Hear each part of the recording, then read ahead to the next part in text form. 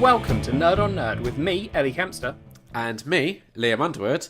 And in this episode, we're honouring the mums of America, I believe. We've missed it by a bit. We're a bit late. Partly my fault, but we'll get into that. How are we going to honour the mums of America?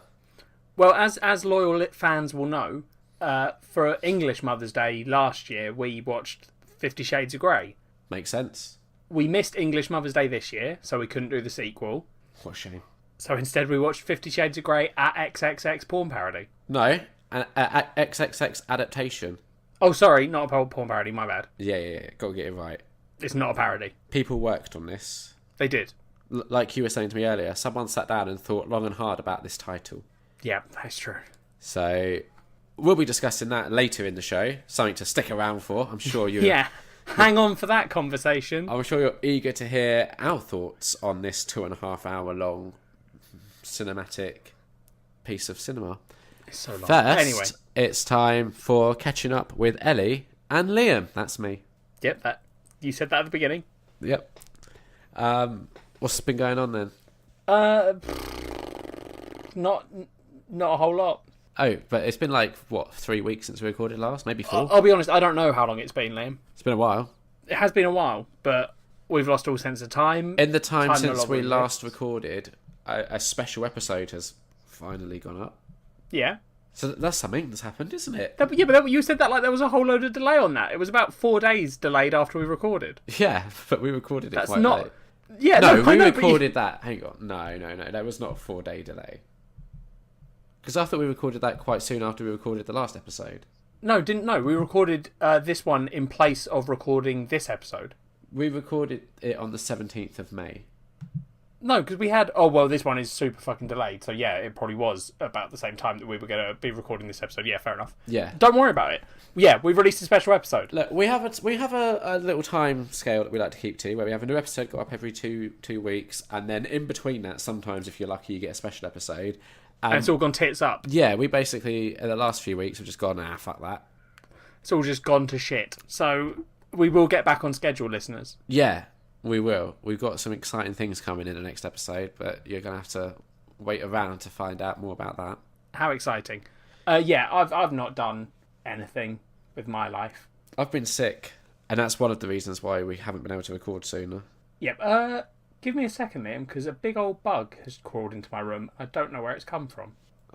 Okay. And I want it to get the fuck out. What type of bug? A beetle. Oh. Where the fuck has that come from? Give me Oh, it's crawling back out. No, it's crawling up my door. What's it doing? Crawl back out, bug. I'll be back in a minute. Dad, can you come and grab a bug out of my room? Not a spider, a weird beetle that's rocked up. Oh, what is this? Thank you. I'm back. I really hope that you keep all of that in the episode. I'm not going to. It's 5 minutes. Yeah, cut down all of the silence, but can you just keep the... Dad. You be like, Dad, there's something in my room. Can you get rid of it? I don't like bugs. Yeah. To be fair, the other weekend, not last weekend, but the weekend before, Kat was away doing that car boot, and I was doing a little wee in the downstairs bathroom. I was like, oh, what's that moving under the door?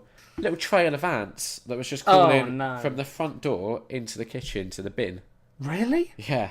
They're persistent little shits, aren't they? Yeah, I smashed about 20 of them with a shoe, and then I put down some ant repellent stuff, and that seems to have got rid of them.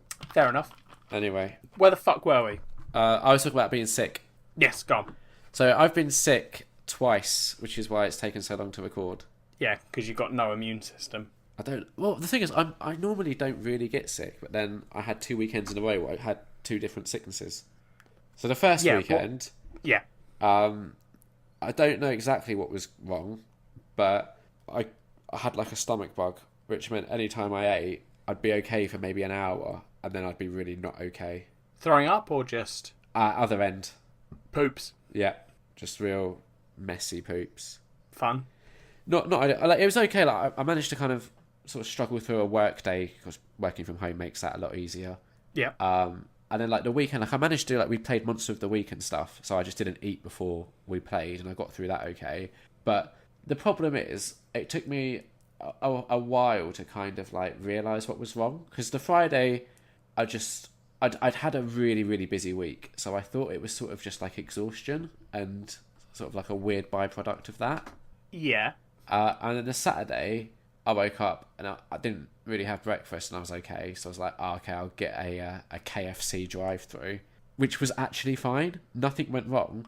And then after we played that Monster of the Week, I went and ordered a takeaway pizza. And then that was a real bad idea. I mean, this again comes back to your inability to like assume that food from earlier in the day can affect you later on. Oh no, like, I'm sure it could have been body can process. Yeah, because right, mate, honestly, when you say to someone, "I had KFC drive-through for breakfast and then had takeaway pizza," no one's sitting there going, "Oh yeah, sounds like you had a stomach bug." Everyone's going, "Yeah, of course you had the fucking shits." Yeah, but normally I could handle that fine, but I couldn't. And then so Kat came back the next day, and the problem I made was every time I was like, "Oh, well, I think I'm okay," instead of just like gently risking it with like toast or something, like Kat came back and I was like, "Oh, I think I'm okay. Let's go for a Sunday roast," and then that was another terrible idea. And then basically the next like Monday and Tuesday and Wednesday, I just had toast and was okay after that. It doesn't sound like you had a stomach bug, dude. It just sounds like you were a little bit tummy sick, and then because it's you and you're an idiot sometimes, you just sort of tortured yourself with food and just made it worse. I don't really know the exact what happened. I'm not a doctor, as we've discussed in the past. This is true. But, you know, it was bad. Well, I don't know if I feel bad for you. Well, then last weekend, so I got through all that horribleness, and last weekend I got a summer cold. Yeah. So, okay. Right. You know how like we've spoken in the past about how I'm trying to look after myself and eat healthy and all that sort of stuff? Mm-hmm. I had a little blip, right? Because... Please define a little blip. Well, obviously, you just heard about one weekend. Yeah, well, you get cheat days, don't you, on yours? I get one cheat day. Well, yeah, but I had a whole weekend where, because I wasn't sure if I was well or not, I just went mental. Right. Yeah, of course. Sorry. So that's the natural reaction. That sentence you said didn't make sense, but carry on. So then I had like the 3 days of toast. Then when it got to the next weekend, I was like, oh, I've earned some treats here. So we went and got like a McDonald's drive-through. And after that, I had a really sore throat. And I was like, oh, it might just be because I got like a Coke from there. And you know how their Coke is basically just sort of like chemical sludge. Well, no, it's syrup and water. Yeah, and I thought maybe that had somehow aggravated my throat or something. So then that night we went out for an Indian, and then the next day I was like, well, that night I just couldn't sleep at all because every time I'd sort of drifted off, my throat would hurt and wake me up. And then the next day I had like a full-blown cold, like really bad, like couldn't get the right temperature, was really sweaty and gross, and just, oh, it's horrible. I mean, I have sympathy for you for that one because you had a cold. That was a proper shit. Sickness. Yeah. But, I mean, I just find it weird that you got a cold and when you're telling the story, you're telling us about the food you ate.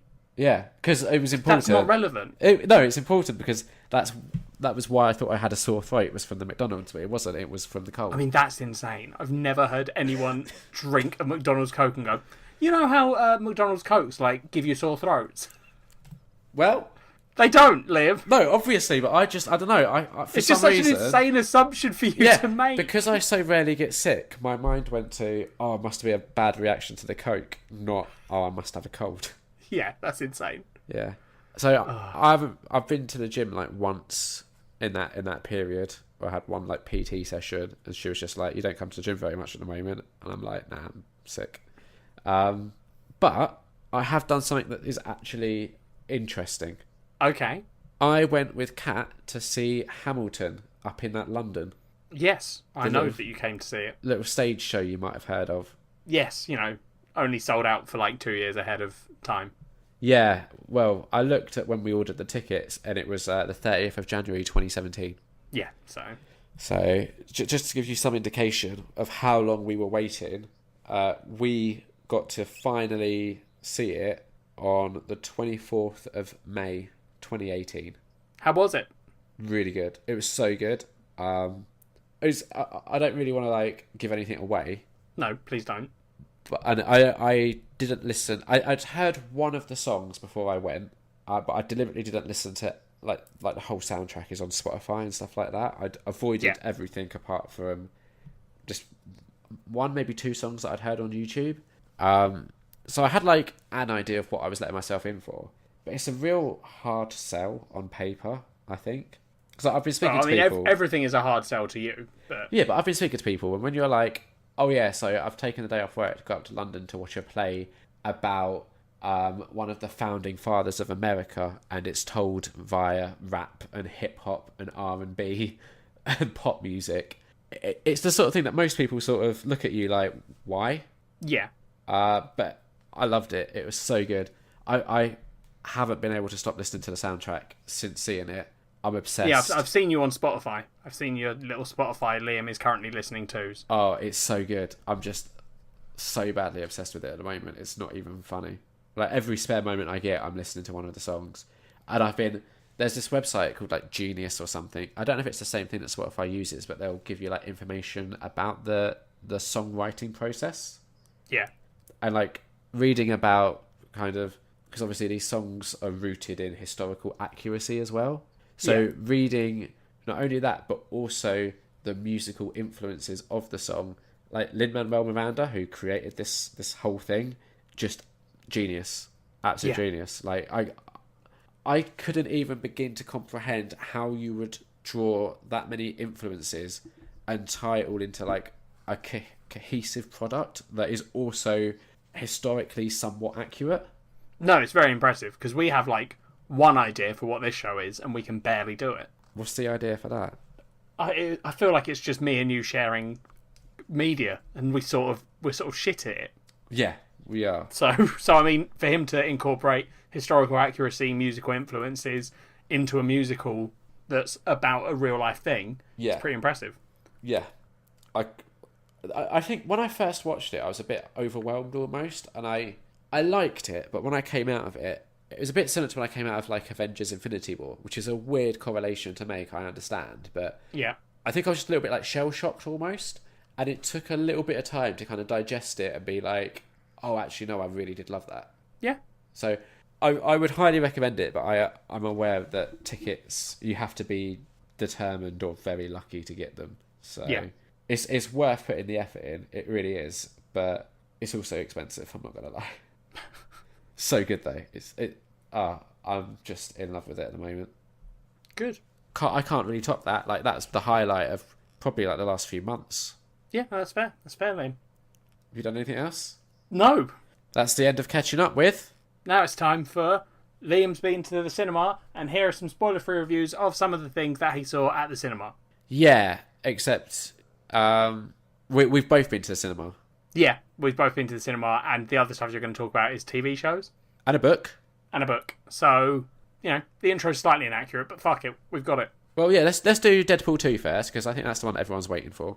Me and Liam have both been to the cinema to see Deadpool 2. Yeah. Have you been more than once? No, I only went once. No, only once. I did see it in IMAX, though, if that makes a difference. Oh, maybe that's what I was thinking. I don't know. I saw it in IMAX as well.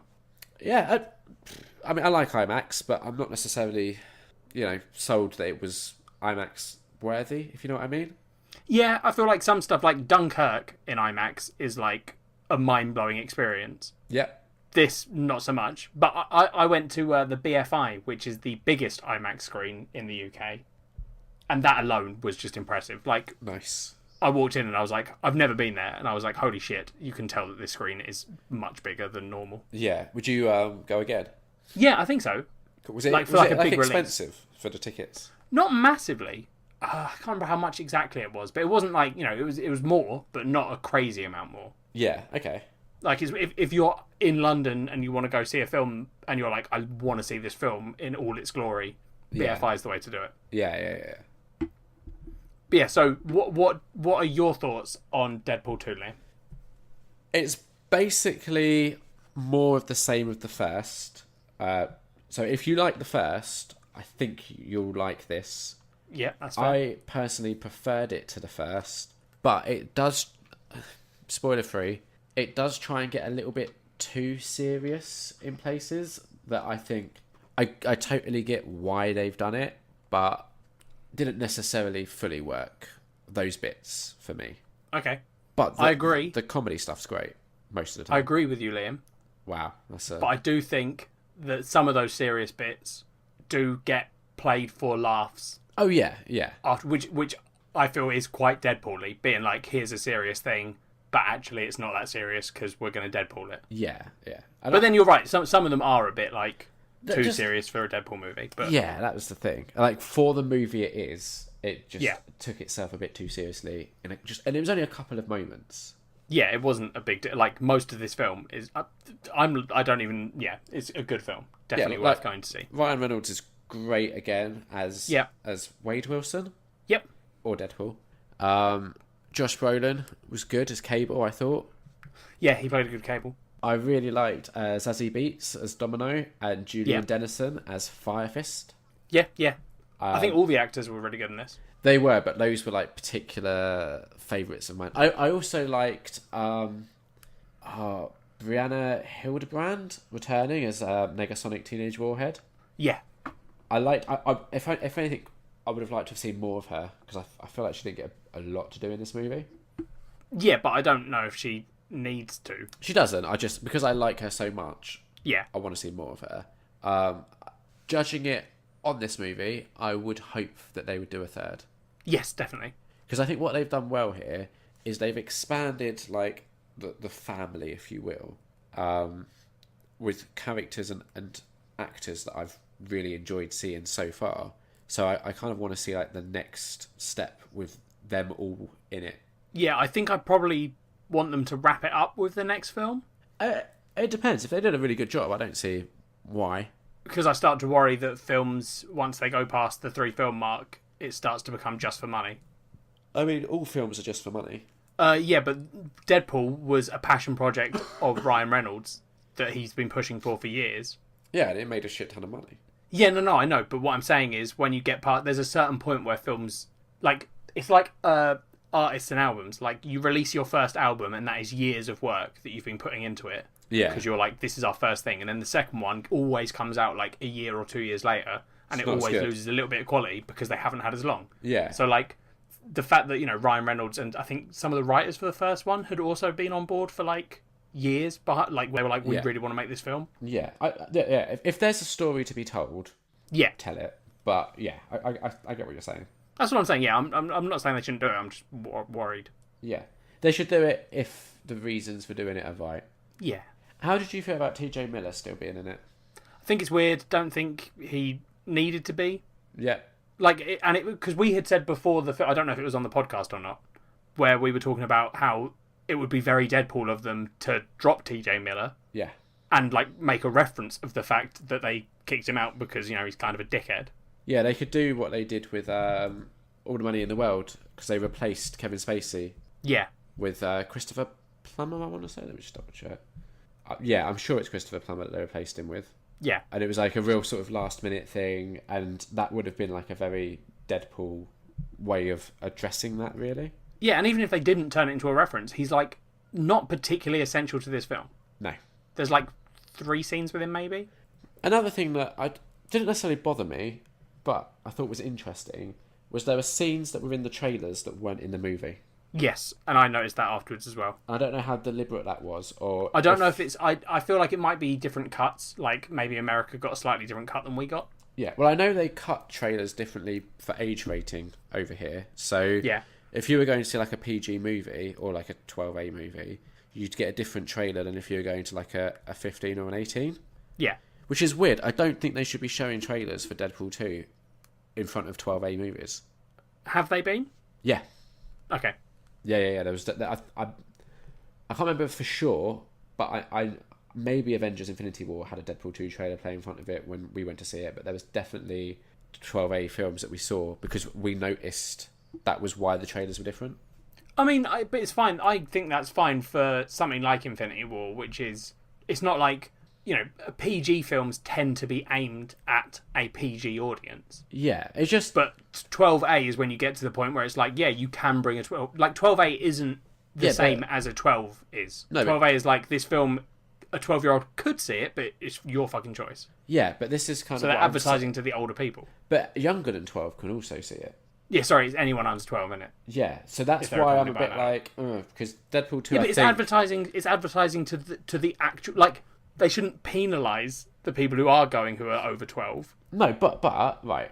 What I'm saying is, why would you advertise a film that's rated 15 and above to an audience that can't go and see it? Yeah, but that's what I'm saying, Liam. I think you're ignoring what I'm saying, which is that I don't think most of the audience that go to see Avengers are under 12.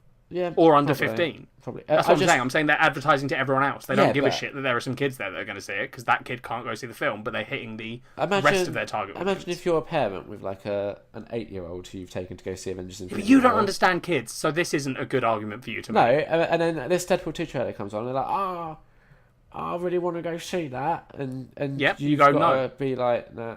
Sorry, do you think that there's not, like, posters and shit for Deadpool and billboards and that kids won't see the YouTube trailers? Oh, I don't know, kids are stupid. You're stupid, mate. That's wrong. What do you give Deadpool 2 out of 5? Do we do ratings on... Yeah, we do. Yeah. I give it 3.5 out of 5. A high 3.5. Okay, I give it a 4. We've had a request as well to have Kat give her thoughts on it. Okay, sure.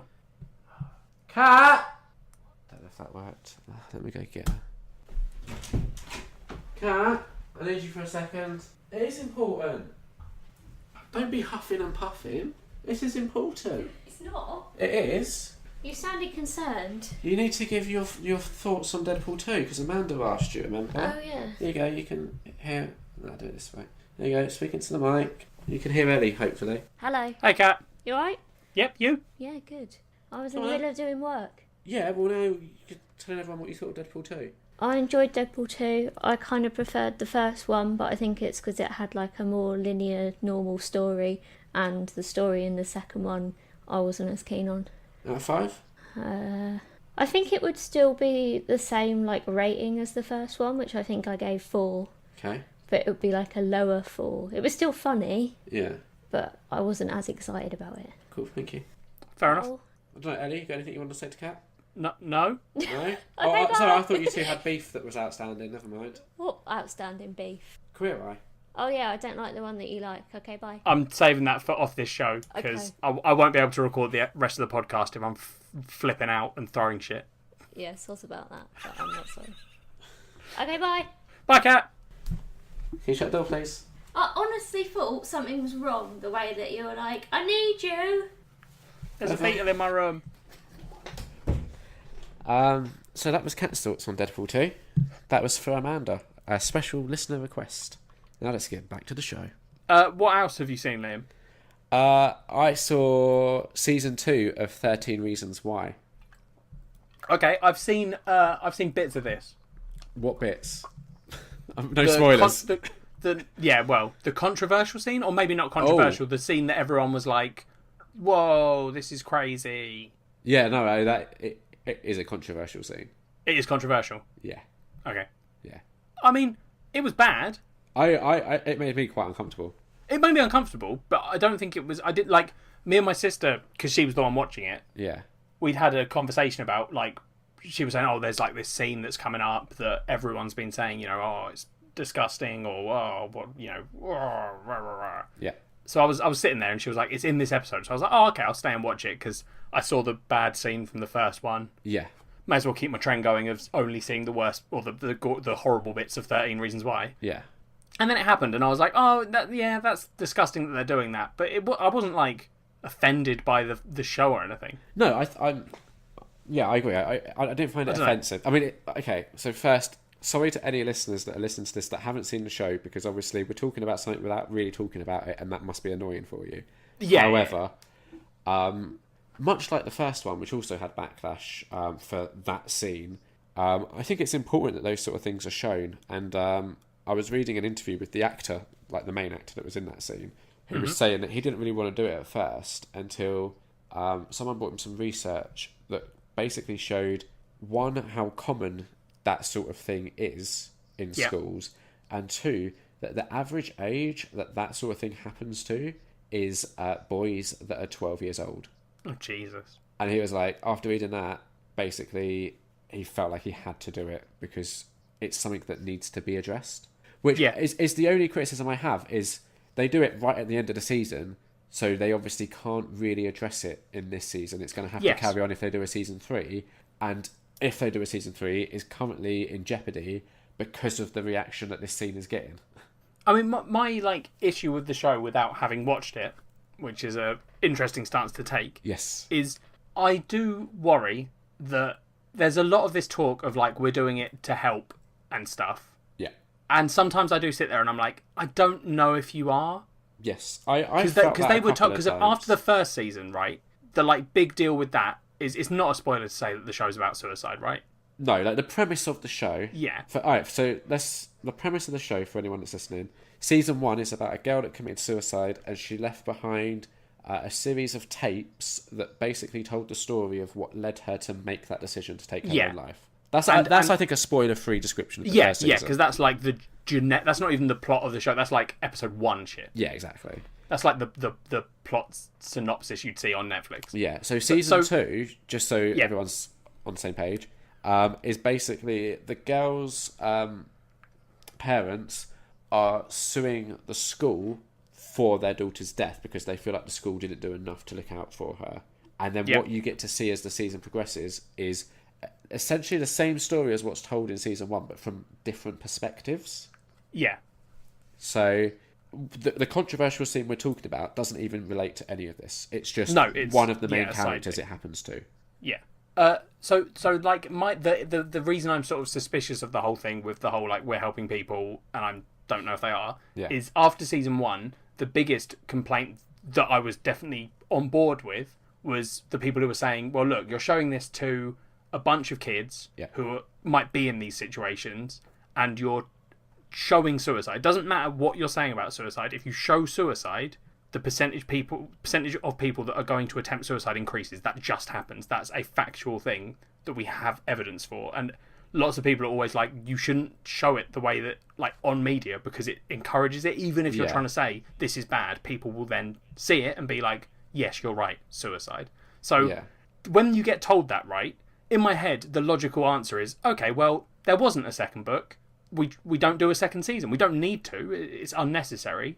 Yeah. And if science, medical doctors and stuff are saying this is an issue, you probably shouldn't do it. Maybe don't do it. So, before watching the season, I was kind of that mindset where I was like, it sounded a bit like a cash grab to me. Where I was like, the first season obviously did well. They just want to milk more money out of it. Yeah. But I actually, after watching the second season, I really enjoyed it. So that's obviously going to factor into everything I'm about to say. But I do think that the way that they discussed certain aspects, like how suicide affects the people that you leave behind, while that is sort of a running theme in the first season, it's a lot more prominent in this season. And it's the sort of thing that I do think that's not the only issue that's tackled, and I don't know if that's a good or bad thing that they try and also sort of tack on other issues. Yeah. But it's the sort of show that I think is as entertainment, it's great. If you're watching it looking for moral messages and all that sort of stuff, it's a hard one to kind of justify in places because there's certain bits in the second season where it almost felt like. I mean, in honesty, they are actively sort of shifting the blame onto her for committing suicide, which is incredibly problematic. Yeah. I know what you're talking about because that's one of the other scenes that I saw was a scene like that where I was like, wait, they're doing this, and my sister was like, yeah, it's kind of weird. Yeah. So it's definitely sort of messy. I also watched the behind the scenes sort of episode that they did where it's like a round table with some of the actors, some of the writers, and they also got on like doctors and psychologists and people that they worked with throughout the creation of the second season to make sure that they were trying to like telling this as fairly as they could. Yeah. And one of the more interesting people that was involved, I thought, was a mother whose daughter had committed suicide. Or was it her son? Maybe it was her son. A child had committed suicide. And they actually enlisted her to help the actress that was playing the mum in this show to kind of give a fair portrayal of what that sort of like emotion is that you go through when you're trying to deal with something like that. Yeah. So I do think the show, and the other thing is each episode, so the whole season starts with a warning and each episode ends with a if you're feeling these sorts of feelings, here's a website to go to. It's going to have crisis hotlines and all that sort of thing, which is one of the issues that the first season had. Yes, because they didn't do that. Yeah, well, they did it, but just for the one episode, not everything else leading up to it. So, yeah, I mean, my sister also pointed out another complaint that connected to the same sort of complaint. Yeah, but they released the second season right as English A-levels are about to start, which is, as I'm sure anyone from England can attest, a pretty stressful time for a lot of teenagers. Yeah. And my sister was like, yeah, that bit I can sort of see why people are annoyed about, because like she's like, you know, got people in school that she's like, they are crying because they're stressed out about how they're going to do in their exams. So I'm saying to them like, hey, don't watch this until afterwards. Yeah, that makes sense. So that was a bit like, and apparently they had been told that, but then I get, you know, you can't. Well, maybe you can shift it. I don't fucking know. I don't know. I think it's tricky, right? Because when it comes to shows like this that deal with quite weighty topics, you have to address those topics. But equally, I did just find myself enjoying the show. Like, I really like some of the characters in it. Yeah. Particularly like some of the performances. Like, there's a character in it who is like this absolute D-bag. And the guy that plays him, Justin Prentice, just does such an amazing job that, like, I hate the character, but I love that the actors made me hate him. Yeah, is that Sports Boy? Yeah. Yeah. And I thought, like Dylan Minnette, who plays the main character, does a good job. I like seeing a bit more of the supporting characters this time. So, fun fact, something that I didn't even realise when I watched the first season, in the show, there's an actor called Miles Hazer, I want to say. I don't know how you pronounce his surname, but he's also in Parenthood. Oh, of course, you're linking it back to Parenthood. Why wouldn't you? Yeah, so I quite like that. Not a fun fact. What do you give it out of 5, Liam? 4 out of 5. Oh, cool. It really, like, I went in really sort of skeptical that this was worth doing, and it really turned me around. Yeah, because I think you and Dan had both said, Dan Palmer, friend of the show, before this, that you were sort of unsure about if another season would be worth it or not. Yeah. And now I'm at the stage where I'm like, yeah, if they want to do a third season, I'm there. Okay. Fair enough. So, yeah. Moving on. Yep. Do you want to go next? Yep, sure. Liam. Yeah. I went and saw Solo, a Star Wars story. Is that what it's called? Yeah. Yeah. I wanted to see it, but I was sick, so I missed it. I'm going to keep it short because it's hard to talk about without spoiling, and also, like, when the other person hasn't seen it as well. And I can't spoil it. I don't really know what to talk about. So I'm just going to lay out my thoughts, Liam. Okay. This is a good film. Yeah. If it wasn't about Han Solo, it wasn't set in the Star Wars universe, and you ignore all those things that link it to that. So, like, the core story is good. I think this would be a good sci-fi film if it wasn't about Han Solo. What if it was still set in the Star Wars universe, but it was like a completely yeah, that would new also cast be of fine. characters? Yeah. Well, yeah, I mean, like, they'd have to change some of the story around to make it work, but that's fine. Like, honestly, the reason this film isn't great, for me, was that it took a character that we sort of know some of the backstory of, and we know how they were when we first met them, right? So, like, we know what Han Solo's like in Episode 4. Yeah. And it takes that character and tries to create a past for him, but leaves him in a place that doesn't quite match up with that, in my opinion. Okay. If you get what I mean, do you see what I'm saying? Yeah, I think so. Like, I can't see how the end of Solo leads into into Han Solo from Episode 4. Yeah, got you.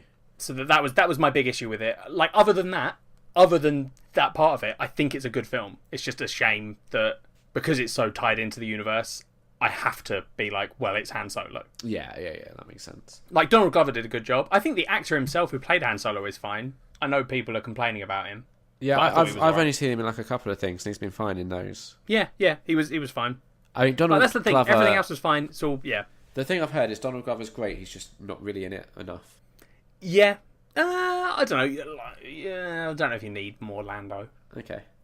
But maybe. Who knows? But yeah, I'd probably give it like a 2.5. Oh, so very, very average then. Just completely average, yeah. Yeah, cool. Okay. I mean, that's the thing. I'm not in a huge rush to see it. I wasn't like massively bummed out that I couldn't go and see it. I think we're planning to see it tomorrow. But yeah, the only thing I've heard is people are going in with really low expectations and being pleasantly surprised, but that pleasant surprise is just it didn't suck, not it's good. Yeah, exactly. Yeah, that is 100% it. Like, I have been saying that I don't think this is going to be a good film, and I went in and I came out and I was like, no, it is a good film, or like an okay film. Yeah. But then I've got the issues that I've got. So Fair enough. I mean, the one good thing about it, Liam, is we went to see it in a cinema near us that has just been refurbished, and we sat in the reclining seats. Oh, nice. Oh, mate, they're amazing. I What, don't know if I can ever go to a normal cinema again. What cinema chain was that? Empire? Oh, okay. They've got... So the one we've got has now got... The 2 back rows are these big reclining seats. Like, you get loads of space. Yeah. And they can fully recline pretty much. So you can have a little nap if the film's not very good. Oh, there was a point where I was like, I've never fallen asleep in a film, but if I needed to, this is where I would do it. And then like the 2 rows in front of that are 2-person sofas. Oh, okay. Which I'm also like, that's quite a cool... I don't know if I'd want to do it, but Yeah. I like the idea of, you can just go and sit on a sofa in the cinema. That's quite cool. Yeah. And then everything else is just nice seats, but... Fair enough. Yeah. So the cinema, great. The film? Yeah, cinema, not so 4 good. out of 5. Film, Right. 2.5. Cool. Fair enough. What else have you done, Liam? I watched season 3 of Love on Netflix. That's the one that you've spoken about on here before, right? Yep. Yeah, it's the one where you said, and I remember this very distinctly, you actually gave me a compliment. You said I look better than one of the main actors in it. Oh, fair enough. Paul Rust. So, thank you for that. No problem. Yeah, season 3, look, I watched this mostly for Gillian Jacobs because I love her. She's a hot mess in this. I like it. It's fine. This is the last season, supposedly. That's what I've read.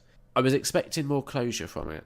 Like, because I went in knowing it was the last season, and they've definitely left room. If they were to then come out and be like, "Oh, we're doing another season," I wouldn't be surprised because there's unresolved things. Oh, that's a little bit cheeky. Yeah, because if it's that sort of then makes it feel like maybe it isn't the last season, and then you're like, well, why did you say it was? Exactly. Which I'm never a fan of. Yeah, and the other thing is like the main premise of the show is this relationship between these 2 characters, Mickey and Gus, and by the end of the 3rd season, they're not the most interesting couple in the show. Oh, that's not a good sign. Exactly. I don't know if it's just because like we've already seen 2 seasons of them, sort of the ups and downs, and they are very dysfunctional together. Yeah. So I don't know if it just feels a bit played out, but there's this other couple in it that are so much more interesting, and they don't really get enough screen time. There's like one episode that focuses on them a fair amount, but this is out of like, I don't know, like 7 or 8 episodes I think the season is. Yeah. So I don't know, I would have liked more of that. Oh, it's 12 episodes. But yeah, it's just alright. I like it enough. Like it's one of those shows where I think, because I've seen 2 seasons already, I'm quite familiar with the characters and I just like spending more time in this world with them. Yeah. But it's not really done anything hugely different to the last 2 seasons, so it's just like a 3.5 out of 5. Oh, okay, that's... Yeah, it's a low 3.5. Yeah. But yeah. Gillian Jacobs is brilliant. Yep, she's good. Yep. And then I've got a book review to do. Yay! Tell us all about the book you read, Liam. One of us has to keep this section alive. Oh yeah, and I'm glad it's you, and I'm glad it's with the book series you're currently reading. I might have to take a little break after this one. Well, you can't take too much of a break, mate, because you've got... Let me just look at the shelf over there. You've got 6 more books coming your way. Oh, but some of them are dupes, aren't they? I don't know, I didn't even check. Well, let's hope 4 I of hope them not. are. And then I've only got 2 coming my way. And they've got to be in order. I can't be skipping. Oh, I don't think they are. Well, You're just going to have to buy the filler ones. I don't think Anyway, yeah, go on. Tell everyone what book you read. This is High School Musical, Stories from East High, number 2, Wildcat Spirit. Hell yeah, Liam. I distinctly remember your last review of the last book was not enough music in the book. No music in this one. Oh. Like, no music. Like, in the last one, they used, like, these boots are made for walking, for some reason, instead of an original song, whatever. I mean, original songs are harder to do in book form. Yeah, they are, but fucking put some effort in, right? Like, it's not impossible, is what I'm saying. Okay. Wildcat Spirit. It's Spirit Week at East High. Do you know what Spirit Week is? I've heard about it before. Isn't it? Is it about where you're just like, oh, our team's really good? You just show school spirit. Ugh, I hate the idea of it. Yeah, each day they have to do something different. So, like, one day they have to wear a hat. Oh, whew, Yeah, wild. yeah. They gotta do like So, wait, what sort of hats do they have to... Just any hat? any hat. So Sharpay, obviously, comes in with a hat that's like a perfect replica of the school. That doesn't feel very Sharpay. Oh, it's just... That's not very stylish. Oh, no, but she styles it out. Come on, it's Sharpay. Okay, yeah, all right. There's a big party at the end of the week. There's a twin day, so you have to like twin up with someone and wear like, okay. the same things. I was going to say, that's really exclusionary to all the non-twins in the school. Yeah. There's other days that I've already forgotten. That the fact is, Gabriella just can't get her head into the school spirit. No? No, She's not feeling it. she overheard. What hat does she wear? Oh, I don't think she even comes in with a hat. She has to borrow one. Oh, Gabriella. Yeah, I think Troy gives her his hat in the end. What does Troy do? Oh well, he's leader of the basketball team, Liam. Yeah, he he's can't not wear a hat on Spirit Week. and he's going to be Spirit King, isn't he? Because at the end of the Course he week, is. you get Spirit King and Spirit Queen, obviously.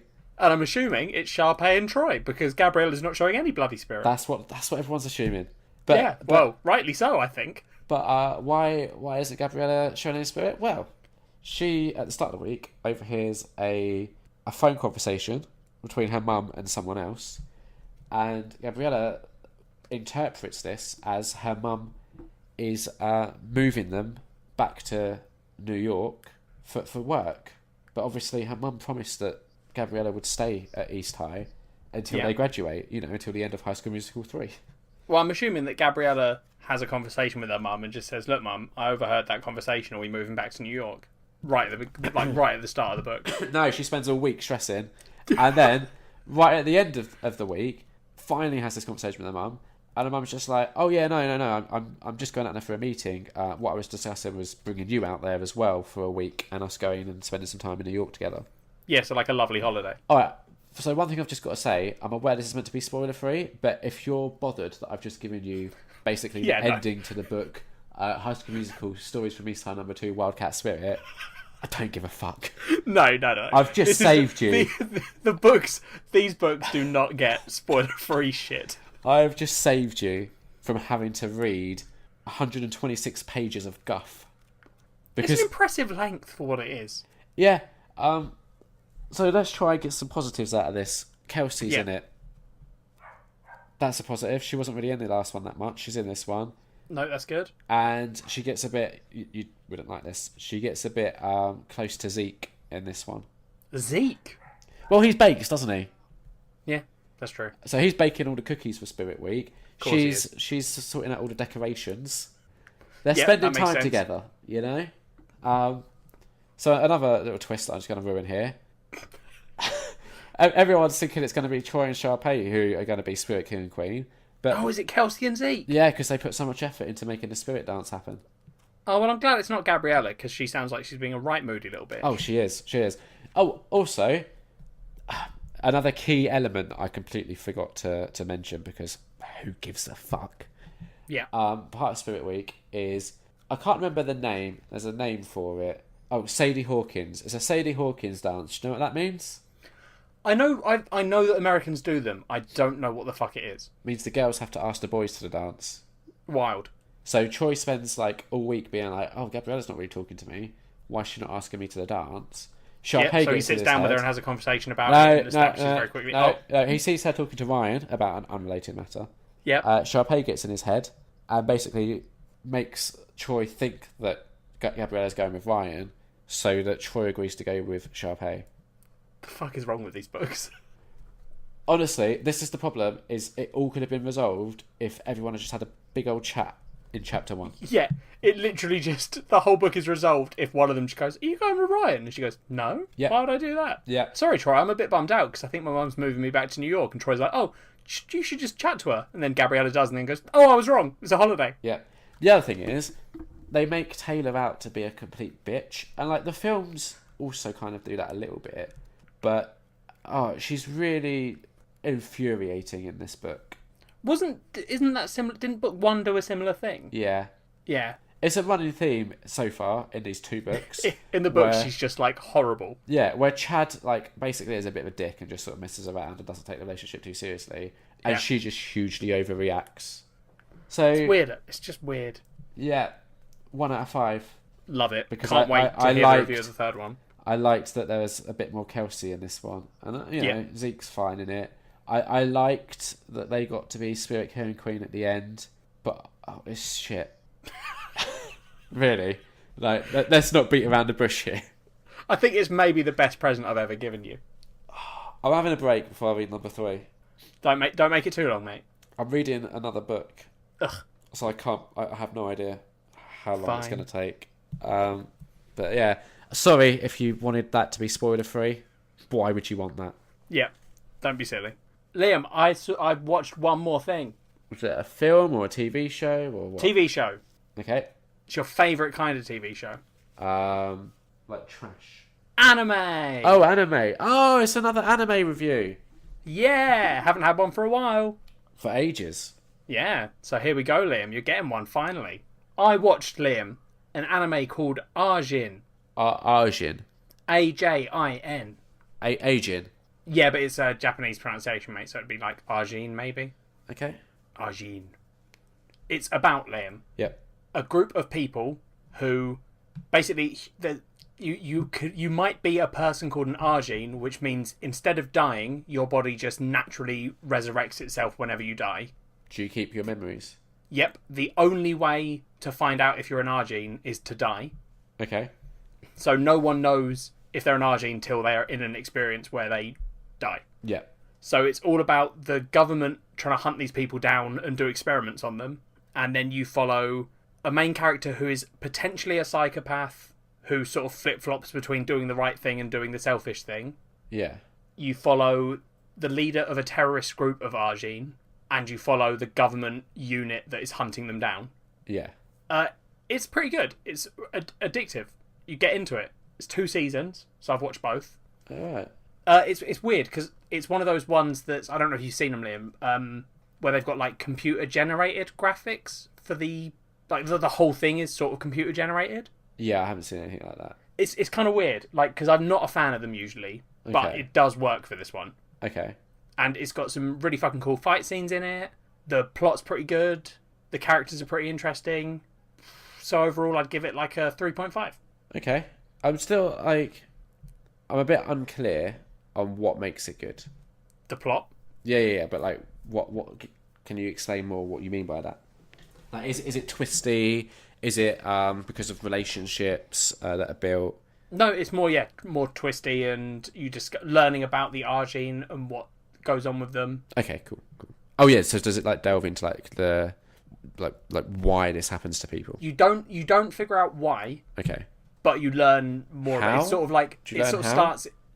Not really. It's kind of left open. I think there is going to be a 3rd season, so I'm assuming it's going to get tackled there. But there's like a whole thing where basically the season starts and you sort of know as much as a normal person in that universe would know. Okay. Very deliberately, and they say things in a way where they're like, oh yeah, you know, this is an Arjin, Yeah. and there's a chance that there'll be a variant, which is like a more strong one. Yeah. And then you sort of quickly find out that maybe the government don't actually know as much as you think they do. So there's like a few twists and turns where you learn stuff and you're like, oh shit, right, that is not what they think. Okay, fair enough. It's genuinely, it's pretty interesting. I think you'd hate it, so don't watch it. But Yeah, probably. anyone else out there, give it a chance. Cool. That's me done. That's all my reviews. Have you got another one? No, because you've done 3. Done. Yeah, I Housekeeping. do. I have another 2 things I'd like to discuss that I'm not allowed to discuss. Yep, correct. So, Housekeeping. housekeeping. Let's keep the house. Love it. Guess who's tweeted us? Amanda. Yeah, who's probably, I think, my favourite listener. Whoa. What about Jason and Lee? They don't tweet us as much. Yeah. What do you mean, yeah? Tom listens. That also doesn't tweet us as much. He tweeted. He did tweet, and we'll get to that, but Amanda tweets us consistently. What did Amanda tweet? She said that she's always excited when a new Nerd on Nerd pops in her podcast app, and she's listening while she runs around today. So what we get is a series of tweets of her as she listens to the show. So 1, she said she can't wait to go back to England to get Chinese food with you all. She's also heard so much about Machos Nachos at this point that she wants to go there too. She's only been to Liverpool and Hadrian's Wall, so she's also open to seeing other things beyond restaurants. And I was like, yeah, like Amanda, if you come visit, we'll show you a good time. I mean, maybe if you want to go and look at like interesting stuff, don't go to Liam because he didn't know that there was a forest. Yeah, but now I do. So come with me, and we'll go look at a forest, and we'll go to Muchos Nachos because I think everyone should experience that. Okay. And you know, there's a castle near here that I want to take you to at some point, Ellie. So, Amanda, if you're down for some castle visiting, perfect. You know, sometimes when you start a sentence and you haven't quite figured out how it's going to end. Yeah, sort of thought you might have done one of them. And you're like, I'll figure it out on the way. And then you get to the end and you're like, I haven't figured it out. You took a gamble. Yep. 2, I do care about Liam Underwood's Parenthood reviews. I feel like there's more to that tweet. There is more, but I just want that to sink in first because that's the important bit. I already read that, and I know that there's more to the tweet, so read the rest. She said, but you could do them in housekeeping to save your 3rd regular review for something else. Which is, if Amanda, if anything... That's... don't help him skirt his way around it. What are you doing? It also doesn't work. You can you made the rules on housekeeping. I know, so that's the issue. It would go against the rules. Yeah, and you established those rules and won't let me break them. So we're only allowed to talk about stuff that we've done in culture swaps and correspondence. Yeah. That's the rules for housekeeping. Which, you know, maybe one day we'll have to reassess those rules. But for now... Because to be honest, we don't really do a lot of the culture swap stuff. We should. I've got like 3 books of Berserk still to read. Yeah. But, you know, time. Number 3... season 4 is when Amanda had to stop watching Parenthood because her grandma had cancer at the time and the storyline hit too close to home, which, yeah, that's understandable. It's I think you said that it was a pretty intense storyline. Yeah, and I can imagine if you're then also kind of going through it and you're like, I just want to switch off. Yeah. Oh, I can't. Great. Yeah, I get why that wouldn't be good. Worth going back to when you can. And like once you get to season 5... which we've got 1 episode left of now anyway, they do quite a good job of like showing like the other side of it. But I can't say anything more than that because it'd be spoilers. Yep. So I did respond saying that Ellie would moan if I did Parenthood in housekeeping. You would moan if you did Parenthood in housekeeping. No, I'm sure that Ellie would moan if I did it in housekeeping. I would, yeah. Amanda said probably, but worth a try. Not going to happen, Amanda. And speaking of, I equally like housekeeping and catching up with. I love the whole show, all 4 parts equally. Which, is there 4 parts to the show? Yeah. Catching up with, we've been to things and seen things. Yeah. Housekeeping, culture swap. Yeah, fair enough. Amanda knows our show better than us. Because when she said 4, I went, are there 4? And had to quickly figure out in my head as well. Yeah. You'll like this one. 4... I agree with Ellie. I think maybe Liam is wearing his swimming trunks wrong. I figured out, like I was explaining it badly. Mate, honestly, I think about 90% of your stories are just you explaining stuff badly. Because I have quite like a hairy belly. But also, maybe like 10% of your stories, which are probably the ones that everyone hopes are the ones you're telling badly, are actually the ones that you aren't. I have, like, you know, showering poop out of your ass. I have quite a hairy belly, and when you put the trunks on, it pressures all that hair, so it looks like it's pubes, even though it's just belly hair. Yeah, well, that's a better way of saying it than people could see my pubes, because those are 2 very different things. Yeah. 5.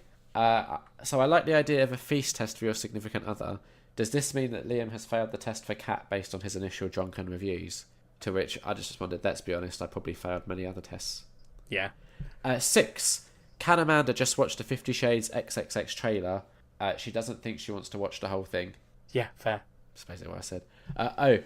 And hearing us both try to figure out how to say hyperbole, I had to think for a second there, shut up, was an absolute delight. I cheered in the car when you finally got it. So, I think, you know, that's the important thing. We do give our listeners moments like that, like moments where you can cheer out loud. Yeah, exactly. Anytime we do anything sort of well, where we overcome our own stupidity. Yeah, exactly. I feel like it gives our listeners a bit of hope. Yes. And then, so after we released our Avengers Infinity War special, Tom tweeted saying, "Oh, I'm ready for this," and that was it. Don't know if he liked it. Don't know if he listened to it. Just he was ready for it. Well, you were doing your usual where you complain about things. No, I wasn't. Yes, you were. When? Read the tweet that you put for the new Infinity War special coming out. Are people even talking about Avengers Infinity War anymore? We are. Yeah, now read it in the voice that you definitely were doing when you wrote it. I think you'll have to do that. Oh, are people even talking about Infinity War anymore? What about the We Are? I couldn't remember what the tweet was. Alright. So, yeah. It's only because there was like a period of time where everyone was talking about it, and then we waited a week, and then we released our episode on it. Yeah, because we don't want to get caught up in that rush, Liam. All those all the people. That rush where it's really like relevant, and people are clicking on those links and giving listens we don't to want those that. things. Oh, we don't want listens. No, we want loyal followers who would find our specials. Okay, I want listeners, not followers. Followers makes it sound like we're running a cult here. Dude, honestly, if I could turn Nerd on Nerd into a cult, I would. Never going to happen. I know. Have you done any housekeeping stuff? No, I haven't. Haven't played any more Monster Hunter? No. What have I been playing? I don't know. Other stuff. Okay. You haven't read any more Kill or Be Killed? Nope. You haven't watched any more you Gilmore can't go Girls? through every culture swap we've done, Liam. I could try. Have you watched any more Gilmore Girls? No. Let's just move on. I haven't done any housekeeping. Have you? That. Cool. Let's move on. Culture swap. Swap my culture. Happy Mother's Day, America. The good news, Liam, is we've managed to drag out this episode long enough that when this is inevitably really short, it won't feel too bad. Yeah, exactly. That was the plan. Yeah. Okay, so let's be honest. Why did we do 50 Shades of Grey, a XXX adaptation? Because I wanted to do 50 Shades 2. Yeah. 50 Shades Darker. Yeah. You said no. I did a Google search. Yeah, and you were like, I've got something, it's worse. No, I mean, so I did a Google search about 50 Shades 2 and went, do you get to see Christian Grey's penis in it? And the answer was no, you don't. I thought, what's the fucking point in watching that? No, he wears sex jeans, Liam.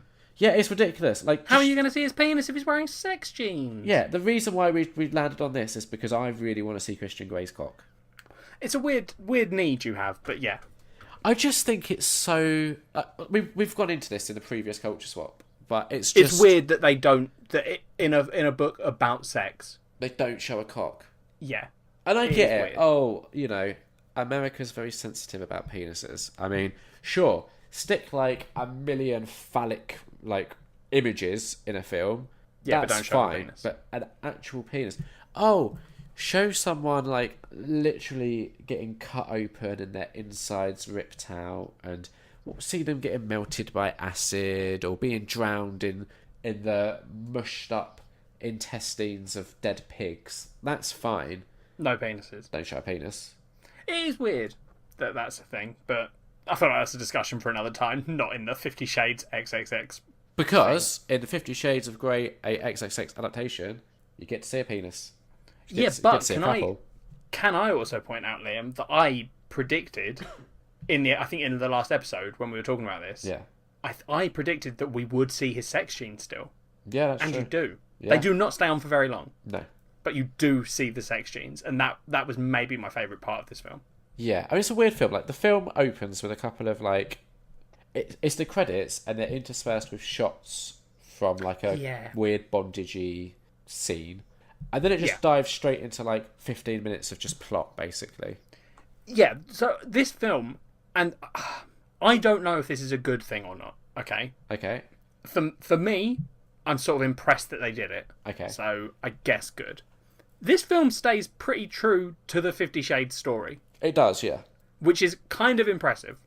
To sit down and be like, we're going to make a porn version of this. No, but... And also, we're going to leave all the plot in. As a bold choice. If anything, though, I think all it does is highlight how little plot there is in the book. Oh, yeah, but that's good. I mean, it's a bold choice, but I just think it only accentuates the weaknesses of the book by going, it is basically just sex. Yeah, 100%. And so we've watched the films. We haven't read the book. Well, I haven't. I don't know about you. No. Good lord, no. But we've watched the first film, so the plot was familiar to me. Yeah. So we kind of go over old ground where she goes to interview Christian Grey. She's kind of subbing in for her roommate. Yeah. The interview, I don't know, Christian Grey takes a shine into Anastasia Steele. It gets her to sign a contract. Boom, we're into our first sex scene. Well, she doesn't sign the contract, does she, for ages? Oh, yeah, that's true. He tells her about his whole thing. Yeah, he's like, I'm gonna bone you. Yeah, she's like, I'm a virgin. And he's like, well, I'm not gonna bone you then. I'm gonna make love to you. Yeah, we've got to do this right. Cue 20-minute sex scene. Yeah, cue spitting on his hand and rubbing her vagina. Because that's how you make love to someone, right? Yeah, it's not, I don't think, but it's a bold. It's not great. He wears a condom. He does. So that's good. Safe sex. It's important. Yeah, doesn't that ties into like a later scene where he's like, I'm going to take you to a doctor and get you an IUD, doesn't he? Yeah, basically. That's so unerotic. Yeah. But, Christian Grey apparently is quite desirable for women. Don't know if you picked up on that. Yeah. I mean, I'm guessing that's why these books are so popular, right? But I mean... Are you aware that there is a film out in the cinema at the moment called Book Club, which is about it's about these old women discovering 50 Shades of Grey and kind of firing up their sex lives again. I am aware that film exists. To me, it just feels like propaganda for 50 Shades of Grey, which is a weird thing. Yeah. I don't get how these books have become so successful that, like, not only is a film made adapting the book, but then just another film is made just about how good these books are. It just doesn't make sense to me. No, it's insane. Let's get back to the porn, Liam. Oh, okay. That's what everyone's here for. I thought you'd never ask. Right, so we've got a sex scene. Yeah, the sex scenes in this film are too long. But I warned you about that, because this isn't my first porn parody type film that I've seen. No, and I've seen a porn parody before, and I'm aware that... Which one? It is a porn, so obviously the sex scenes are long. Which one have you seen? Suicide Squad. Oh, that's right, yeah. But it's just... I don't know. When you're sitting there and you're looking at a timestamp of 2 hours 30... Yeah. And you hit your first sex scene, and you're like, oh my god. And it just carries on. Yeah. It does... You're sort of like... If you'd have trimmed down some of these, I don't need to see them make love and then move into a bathroom and then come back out for more sex. That's 3 sex scenes I don't need. No, just do one. Yeah, so the thing I found with watching these sorts of films is I always just want them to get back to like the dialogue bits. Because I get bored with the sex after a while. I mean, who's sat there watching it for 20 minutes just beating off? You either come... or you find porn that's going to work for you better, right? You don't need it to last that long. That's what I don't get about these films. Who is the target audience for these? I mean, okay, so by that, are you talking about just porn films in general? Or are you talking specifically about the 50 Shades one? Because I have the same question about the 50 Shades one. I have it about all these sort of films, where it's like 2 hours. Because that's too long. You don't need that. But who's the target audience of 50 Shades of Grey, a XXX adaptation? Because the books are clearly targeting women. Yep. And they hit that target great. Therefore, logically, it makes sense to assume that the films are targeting women. Yes, but it is very... very heavy on the female nudity, which that fact alone pretty much renders this porn parody redundant. Because, I'm sorry, but Dakota Johnson is... I think she looks better naked than Ellie Hayes. Well, let's not compare the women, Liam. I'm just saying. I mean, I can't believe I've had to tell you that twice. Once off recording and once in the recording. No, you told me not to body shame off the recording. Yes, and you saying that the other actress is way more attractive than this porn actress is kind of body shaming. That's just my personal preference, that's all. Right, fine. It's like how Ellen Page is my number one. That isn't necessarily me being mean to all other women. That's just saying Ellen Page is number one. Right, okay. Anyway, so we're moving on. So is it to appeal to like men who have heard their spouse talking about this and are like, well, I should probably find out what the story is, but I also want 2 hours of porn to keep me entertained?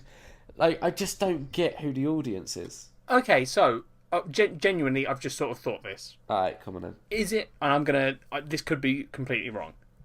Do you reckon that the idea of this film, like the target audience, is people who are like, because some couples do the whole like, oh, let's watch a porn to get in the mood, right? Yeah. And I can imagine a lot of women in relationships like that are probably like, I don't really want to watch this sort of Suicide Squad. like the standard porn that's clearly aimed towards a male audience, Yeah. right? Like, if you're into dicks, standard porn's probably not ideal for that. But this also wouldn't be ideal for No, but that's what I'm saying. So do you reckon this is like a marketing thing where they were like, look, if we make one that's 50 Shades of Grey, all the men are going to be like, oh, let's buy a porn. And the wife's like, no, I don't want to. And then they're like, it's 50 Shades of Grey.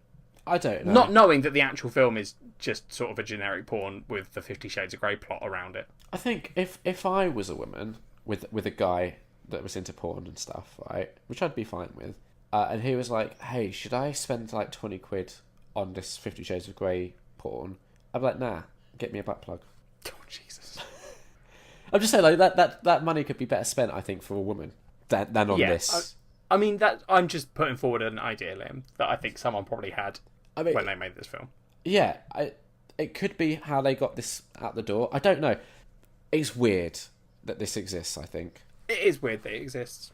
It feels like anything that's even remotely popular has some sort of porn parody, though. So maybe it's just like, well, this one hasn't been done yet. We have to tick that box. Yeah, maybe.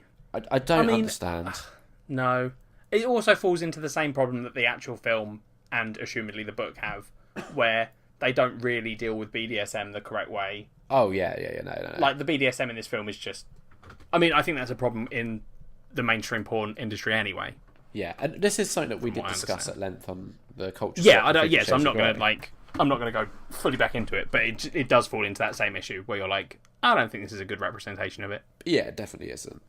So yeah, and also keeping the child abuse storyline. Yeah, which is a little bit weird in a film that's assumedly meant to be arousing you.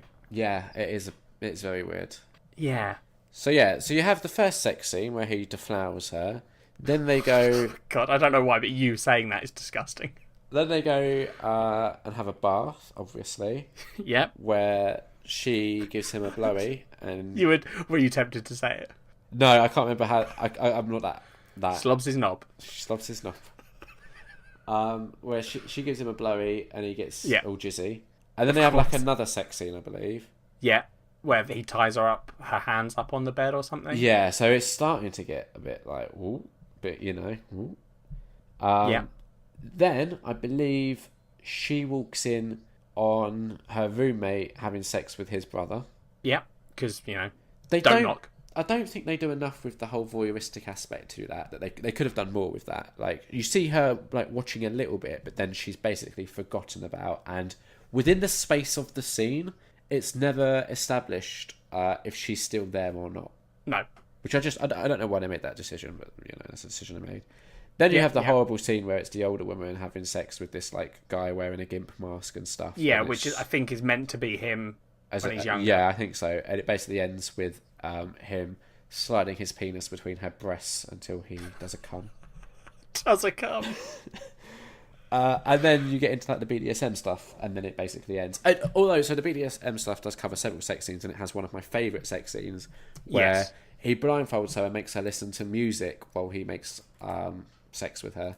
It's not love, is it? Let's be honest. He doesn't make love to her. He makes sex with her. That song is amazing. It's a good song, and I liked that scene just because I thought it was a bit different. They basically do just amp up the volume of the song and lower the volume of all the other stuff going on. Yes. And yeah, it's probably my favourite sex scene of the film. But at this point, we're probably at least an hour and a half in, and I like variety in my porn. So seeing like the same actress go through a bunch of different positions, I don't know. 20 minutes is plenty, and we have so much that.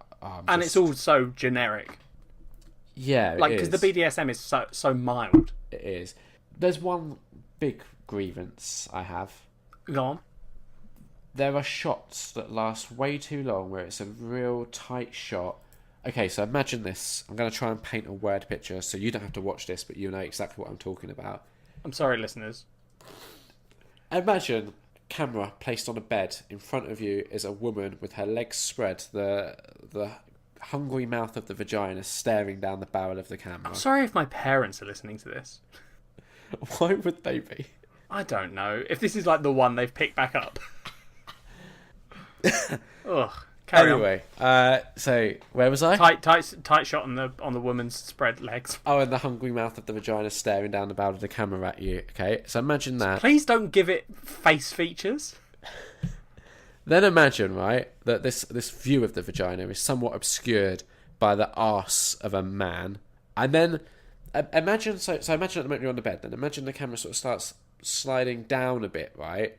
So you're kind of looking up at the vagina, and you've got the man there, and he's got his balls, and his shaft is sliding in and out of the vagina, and the balls are just sort of slapping against it, right? And then just imagine that... Stop making the noise. Just imagine that lasting for about 2 minutes. No cutaway, nothing. Just vagina being pounded by these slapping balls for 2 solid minutes. It probably isn't 2 solid minutes. It's probably more like 30 seconds. It feels like 2 minutes. 30 seconds of just that one shot with no cutaways is way too long.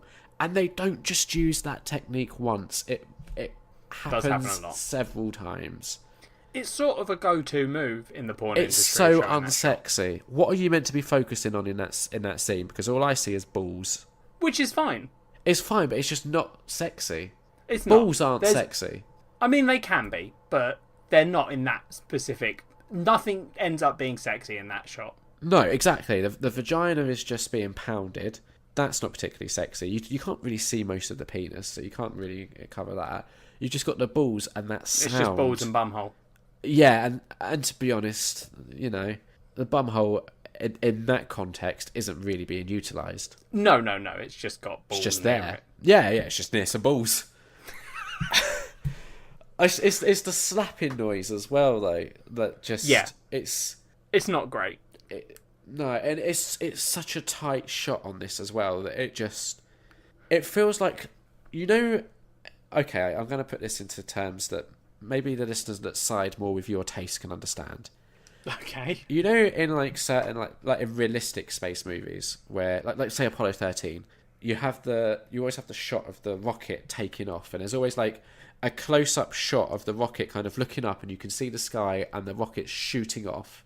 Yeah. It's like the reverse of that, but where the rocket is a penis and the ground is a vagina. Okay. And it's just constantly being pounded. Okay, well... just like really close up, way too close. You don't need to be that close. So any listeners that are still remaining after Liam's graphic description of porn, it's not a great film, is the sort of takeaway here, I think. I'm hoping that I've made that clear. Yeah, I think you have. Cool. Is there anything else that happens in the film? I mean, it all just hits the same notes of 50 Shades. It has the auction scene, which is done in a very shit way. Oh, so bad.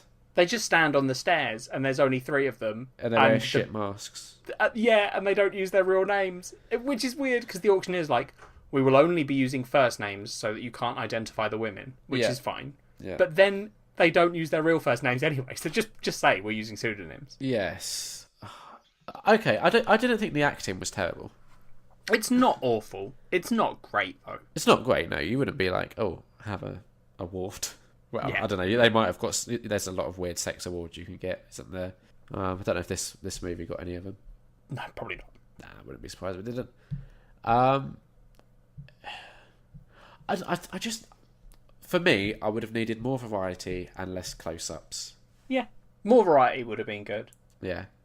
It feels like a bit of a waste to me to do this film and not to make it a bit wilder on the sex. Like... a bit more not extreme, but do you know what I mean? Like the scene where his old sub comes back and is going to kill her. Yeah. Have that scene end in a 3-way. Yeah, why didn't it? Because it's trying to stick too true to the story. Oh, it doesn't need to, though. It's both a blessing and a curse. It's one of the things I'm proud of them for, because I'm like, it's impressive that they took it seriously. But it didn't need to. Good on them. But also, you know, you missed a trick. Yeah, they did. What'd you give it out of 5, Liam? I mean, how do you rate something like this? I guess... How aroused were you in the film? Not very. 1 or a 2? It's going to be a 1 out of 5. Yeah, I think I'm giving it a 1 as well. I mean, I can't really talk too much as to why I wasn't aroused, because it's body shaming, but just none of the actresses... I mean, the film's not arousing, is the real reason. Yeah, but also, like, the actresses in it are fine, but, like, if I'm watching a porn, they wouldn't necessarily be who I would choose to watch. Is that fair to say? I mean, I'm probably cutting it out, but sure. Alright, cool. I just wasn't going to tell you, because then you'd move on. Yeah. I do have a somewhat fun fact, half a fun fact. Oh yeah, go on, give me your half a fun fact. Universal sued over this porn adaptation because they claimed that because it stuck so rigidly to the plot, it didn't offer any form of parody or critique. Yeah, which is... Did they win? That's why it's only half a fun fact, because I don't know. You don't know. But I know they tried to. They've got a point. Yeah. The complaint says that it's not a parody, and it does not comment on, criticise, or ridicule the originals. It is a rip-off, plain and simple. Yeah, that's fair. Yeah, so... Good fact, Liam. Well, half a fact. Good half a fact, Liam. Yeah. And then apparently, in this same news article, it mentions how Ben and Jerry's sued the makers of a series of porn films. Oh, I thought you were going to say they sued this film. No, Ben and Jerry sued the makers of a series of porn films, which included the titles Hairy Garcia, Boston Cream Thigh... Oh, that's good. And Peanut Butter D Cups. Yeah, I think the third one's the weakest out of those titles, but they're all very good. We had this conversation last time about porn titles, and those are good. This is another issue I had with this one. Shit title. It is a shit title. I can't But you know what you're getting into, because it's kind of just like, hey, this is 50 Shades of Grey, but there's porn in it. True. I can't remember, so you might have to help me out here. Did the line "I'm 50 Shades of Fucked Up" appear in this movie? I think it did. Okay. I would have been disappointed if it didn't. I don't know for sure. It was 2 weeks ago that I watched it, and I've pretty much erased as much of it from my I watched it 3 weeks ago, so I'm even... I do think he did say it. Oh, that's right. In the original film, he spanks her with a belt, doesn't he, to show her how hard it could be. And in this one, doesn't he just spank her barehanded? I think so, yeah. And she gives up a lot quicker. Oh, yeah. For a porn actress, she gives up real fast. It's amazing. That scene in the film is much more like, even though we had complaints about it, because it is a stupid thing to be like, show me what you're going to do. Yeah. And then when he does it, be like, you're horrible. Yeah. But in this, it was like, show me your worst. And he's like, okay. And spanks her like 3 times. And she's like, this is terrible. Yeah.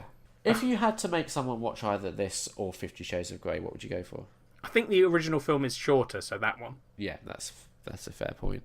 So hopefully, you American mums out there, I know Amanda's mum sometimes listens, so hopefully you enjoyed this. God, sorry. This was essentially, mums. For the American mums, so this was for you. Which is sort of, now that you've said it that way, I do feel very bad that we did this. I don't, because I'm just sorry, everyone. I'm pleased that we did this instead of a 50 Shades Dark or whatever it's called. I think that might have been better. We'll find out on the next UK Mother's Day, if you remember. Will. If you remember. I will. Well. What are we doing, Liam, next time? I'd like to say we're going from this to something amazing, but we're not. We're not. We've hit a real shit streak at the moment. We're not seeing something amazing, but it should be an amazing episode. We're hoping so, because we're having some special guests return, and so we've had them on separately, but now they're joining forces. We're bringing the old band back together. Yeah, so Lee and Jason, who Jason, when he was on, recommended this Quebecian Bon Cop, Bad Cop. That's it. And Lee recommended Last Starfighter. So obviously put those two together, what do you end up with? Obviously Liam, Wolverine Origins. X-Men Origins Wolverine. Whatever, it's all the same. Yeah. So I'm excited to find out why they've decided to suggest this. I'm just excited because I know the last time all 4 of us recorded was for their show. Yeah. And you all ganged up on me. No. Yeah. Whatever. Yeah. We did Kong Skull Island and Godzilla. Yeah, you were ganged up on me. And that episode ran, I think the recording session was like 4 hours. Yeah, something ridiculous. Minimum. Yeah. And when we've had both of them on separately, we've also recorded for quite a long time.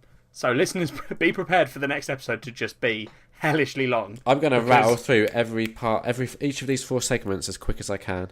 Yeah, because this culture swap bit's going to need all the time in the world. No, I want this to be an under 1 hour episode. Oh well, I'll just turn off the call with you, and me, Jason, and Lee will have a solo episode. It'll be great. I mean, that's practically what happened when we guested on theirs, because my points were not being listened to. That is not ganged true. Up on Everyone me. listened to you. You just ganged liked up on Kong me. Skull Island. You ganged up on me and you bullied me. You did? whatever. Okay, I've got to say, because Lee and Jason will listen to this, I didn't actually feel bullied. No. I'm exaggerating for comedic effect. You're hilarious, Liam. But yeah, so we'll be having Jason and Leon. Yeah. It'll be a great episode. Well, Hopefully. and hopefully, we'll get all their audio. Lee. Don't stop making Lee feel bad. It's too late. Will this episode go up before then? Yeah, yes. I mean, we're recording on Monday. Yeah. It's Thursday. Oh, they won't have heard this episode till afterwards, yeah. What? Right, well, okay, Liam, let me explain to you quickly how this podcast works. I edit an episode and then I put it live, right? Yeah. So what I tend to do, and if you think this is the wrong way to do it, that's totally fine. But I tend to do it chronologically. So when we record this episode, right, and then we record the next episode after this, I tend to do this episode first. Yeah. So this will go up before the other episode goes up. Yeah, no, but will it go up before we record with them? Right, and I literally had just said to you, it might not have. Oh, okay, yeah, that's what I wasn't sure of. I know, but I said that, and then you carried on being confused. So I was like, okay, that's not what Liam's asking. Yeah, I just got confused. Don't worry about it. So hopefully this episode will be up first, because obviously we want people to, one, know that they're just getting on the show, and two, kind of communicate and ask them questions. So yeah, join us for the next episode of Nerd on Nerd, where we are joined by our special guests from the Atlantic Stream Connection podcast, Jason and Liam. We're going to be discussing X-Men Origins Wolverine. I've been Liam Underwood. I've been Eddie Kempster. Any final thoughts? Yeah, you can tweet us at Nerd on Nerd. You can email us at nerdonnerdpod@gmail.com. You can Facebook us at facebook.com/nerdonnerdpod. You can rate us and review us on iTunes. If you give us 5 stars, that'd be really helpful. It helps our ratings and stuff. Also, Liam, what's your current number? Oh, you thought I'd forgotten again, Liam. But I slipped it in. It's been so long. I forgot last time, and I remember we ended the recording, and I was like, fuck. Yeah, I genuinely can't remember when we last did this. I can tell you. Ooh, actually, I don't know if I can give you the date. Let me tell you what Google says. Yeah. Liam's DVD tally. You edited at some point. Oh, cool. That's useful. Thank you, Google. What a helpful stat. So you've edited this at some point. Alright, I've got to say some stuff here. Yeah? You've been sick, so you've probably watched a lot. No, yeah, a lot of 13 Reasons Why. Watched 7 episodes in one day. It was emotionally draining. Yeah, I can imagine. Right, here's the thing. April 19th, Liam. April 19th was when we last edited it. So it's been a while. Yeah. It's been a hot minute. It's been a little while. Alright, here's the thing. Let me lay it out for you. Yeah. 1, my 4K player has stopped working. Oh, no. Yeah, about 2 weeks ago now. Okay, so this is a big story. This should have gone in catching up with. I forgot. 3 weeks ago, it stops working. Do you remember when you came to visit, I showed you that it kept cutting to black? It was doing like a... Yeah. What was it doing? It was flashing or jumping? Cuts to black. Or... Just cuts to black. Cuts to black. Yeah. It was really annoying. So I took it back to where I got it from because it was still within warranty. Yeah. They sent it off, returned it to me, and when I set it all back up, I was still signed into Netflix. So I knew that they hadn't even done the basic, which was a reset and reinstall the factory firmware. Reset. Yeah, exactly. Which I'd already done, and I knew that wouldn't fix it. But so I knew that they hadn't really looked at it. So naturally, it started erroring immediately. So I got my camera out and I filmed what the problem was. And then that day I took it back and went, look, you've just sent me this back saying that there was no error that you could find. And the person was like really defensive and was like, well, if there's no error, then what can we do? And I got my phone up and I'd taken a video of the error and went, look, it's intermittent, so you have to wait for it. This took me 8 minutes to find because all I did was stick a DVD on and let it play for 8 minutes. But within the first 8 minutes, it started messing up. So I told you that the error was intermittent. You need to give it some time for you to see it, but this is what you're dealing with. So they've asked me to send a video to them. They took the player back. But that was like 2 weeks ago. I haven't heard anything yet. It can take up to 28 days. I think I'm going to have a fight on my hands, basically. But all of this is to say, I haven't been watching Blu-rays as much because it upscales them to 4K. And they just look prettier that way. And the other Blu-ray player I've got doesn't upscale them, so... But also, Liam, you haven't had a player, so you haven't bought any DVDs. So the change should be minor. Well, okay, so we haven't been doing this in a while, so I thought I could get away with a couple of cheeky purchases. And you've been caught out. And I could probably just slip these past, and by the time we do this again, I probably would have evened out. Okay, so your last number, Liam. I don't want to know. was 1,097. Oh, okay, it's not bad. So, alright, so, okay, here's the thing. I love when these start with you having to explain, like, that's not bad. Ooh, okay, well, Here's the just thing. one quick thing. No, it's not bad. Okay, it was 1,097, right? Yeah. Factor in that I've done, in the last couple of weeks, 2 of those bloody HMV 5 for 30s. Done 2 of Right. them. The current number is now 1,101. I can't remember Okay. what the goal was. What was the goal? You've got to get below 1,091. Got to watch 10. Yeah, and not buy any more. That's the hard bit. Yeah. But I actually genuinely thought you'd forgotten about this, so I thought I could get away with buying some more. No. Okay. You silly thing, Liam. So. Bye. Bye.